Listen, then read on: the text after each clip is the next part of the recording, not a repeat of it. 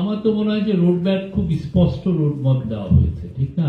যদি মানে কম রিফর্ম হয় সেক্ষেত্রে মানে আপনি দেখেছেন যে ডিসেম্বরের মধ্যে হতে পারে। উনি একটা আলোকপাত করেছেন, আর এক্সাক্ট ডেট কি এটা তো সত্যিকার অর্থে অনেক ক্ষেত্রে এটা ডিপেন্ড করবে রিফর্মের উপর, বাট উনি একটা মানে টাইম একটা দিয়ে দিয়েছেন। এর চেয়ে আর ক্লিয়ার রোড ম্যাপ আর কি হতে পারে? আপনি এক্সপেক্ট করতে পারেন যে ইলেকশন হচ্ছে 2026-এর জুনের 30 তারিখের মধ্যে। এটা তো একটা স্পষ্ট তো রোড ম্যাপ, ঠিক না? নির্বাচনের সুনির্দিষ্ট দিনক্ষণ বা নির্বাচন একেবারে নির্দিষ্ট কবে হবে, কবে মনোনয়নপত্র দাখিল হবে, এগুলো নির্বাচন কমিশনের কাজ। সরকারের কাজ হচ্ছে নির্বাচন কমিশনকে ফ্যাসিলিটেট করা, এবং এই নির্বাচনটা যাতে সুষ্ঠু হয় এটার জন্য প্রয়োজনীয় কিছু সংস্কারের একটা জাতীয় দাবি আছে।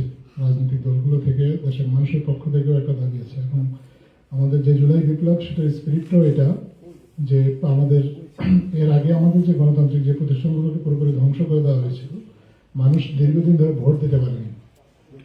তো মাননীয় প্রধান উপদেষ্টার কাছে আমাদের তরুণদের একটা দাবি ছিল যে তারা যেন ভোট দিতে পারে এবং তাদের সবার যে অধিকার, নাগরিক যে অধিকার, এগুলো নিশ্চিত করা যেন হয়। তো সেই দাবির আলোকে, সেই প্রত্যাশার আলোকে কিছু সংস্কার কমিশন করা হয়েছে। সরকারের পক্ষ থেকে 6টি সংস্কার কমিশন করা হয়েছে সুনির্দিষ্টভাবে প্রথম দিকে বিষয়ভিত্তিক। এরপরে আরও কিছু সংস্কার কমিশন করে মোট 15টা কমিশন করা হয়েছে।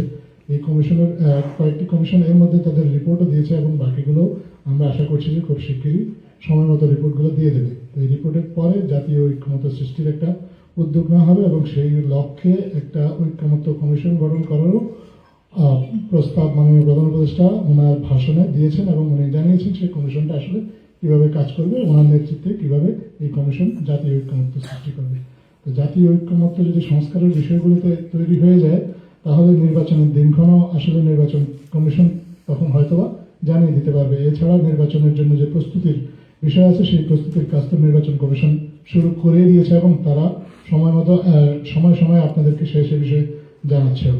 তো নির্বাচনের একদম যদি দিনক্ষণ জানতে চান, তাহলে এই বিষয়ে আসলে আপনাদের সবার উচিত নির্বাচন কমিশনের সাথে যোগাযোগ করা। সরকার ব্রডার পার্সপেক্টিভ থেকে নির্বাচনের একটা সম্ভাব্য সময়সীমার কথা বলেছেন, এবং এই সময়সীমার মধ্যে নির্বাচন আয়োজন করতে গেলে যে যে প্রয়োজনীয়তার কথা ইতিমধ্যে আলোচিত হয়েছে বা এখনো আলোচনা হচ্ছে, বা সামনে যে ইস্যুগুলো আসবে সেগুলো নিয়ে যে সরকার কীভাবে কাজ করবে, সেই কাজের একটা রূপরেখা বা একটা কাজের যে পদ্ধতি কী হবে, সেটার একটা আউটলাইন মাননীয় প্রধান উপদেষ্টা তার ভাষণে ইতিমধ্যেই ঘোষণা করেছেন। উদ্দেশ্যটা হচ্ছে জাতি যাতে ঐক্যবদ্ধভাবে একটা সিদ্ধান্তে পৌঁছাতে পারে।